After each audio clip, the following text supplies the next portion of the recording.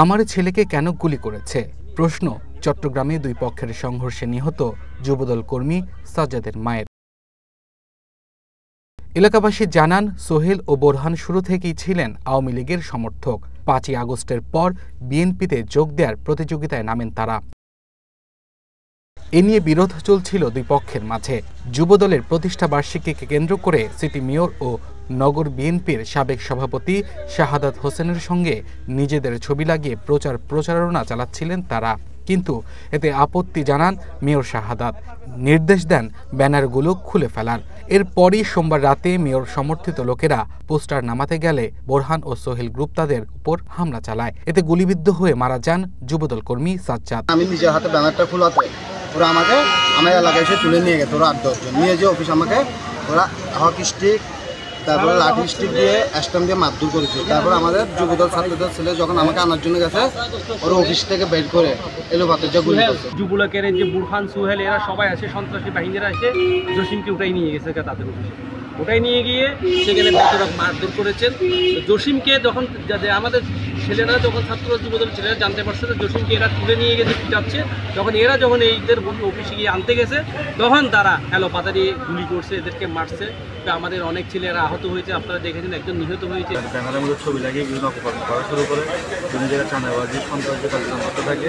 বিষয়টি অবগত হওয়ার পরে মাননীয় মেয়র মহোদয় নির্দেশ দেন যে ওনার নামে যেসব জায়গায় এই ধরনের ছবি দিয়ে ব্যানার চেষ্টা করা হয়েছে এগুলো খুলে ফেলা। নিহত সাজ্জাদের বাবার দাবি, তাদের পরিবার বিএনপি রাজনীতির সাথে জড়িত। পরিকল্পনা করেই তার ছেলেকে হত্যা করা হয়েছে। বোরহান উদ্দিন হচ্ছে একজন আওয়ামী লীগের, ছাত্রলীগ, স্বেচ্ছাসেবক লীগের, তাঁতি লীগের একজন কুখ্যাত সন্ত্রাসী। এখন আমাদের এই একজন বিএনপির একজন অনুসারী, এর নাম হচ্ছে যে কি, এর আসে গাজী সিরাজের অনুসারী বর্তমানে চলে। উনি মেয়র সাহেবের ব্যানার নিয়ে ওনার এরাদের ছবি দিয়ে মেয়র সাহেবের ব্যানার টাঙ্গাইছে এবং পোস্টারিং করছে। ওই ব্যানারগুলো এরা বলতেছে যে তুই ছাত্রলীগ করস, তুই তোর যুবলীগ করস, তুই তাঁতি লীগ করস, তুই এখানে মেয়র সাহেবের ব্যানার কেন তুই ব্যবহার করতেছিস। ওইটা নিয়ে বাড়াবাড়ি হয়ে আমার ছেলেকে ডাইরেক্ট গুলি করছে। মঙ্গলবার সকালে নিহত সাজ্জাদের মরদেহ দেখতে আসেন মেয়র শাহাদাত হোসেন। তিনি জানান, তার নাম ব্যবহার করে প্রচার চালানো এবং আগের একটি হামলার বিষয়ে পুলিশকে আগেই জানিয়েছিলেন। অভিযুক্ত বোরহান ও সোহেলকে দ্রুত গ্রেপ্তার করতেও বলেছিলেন।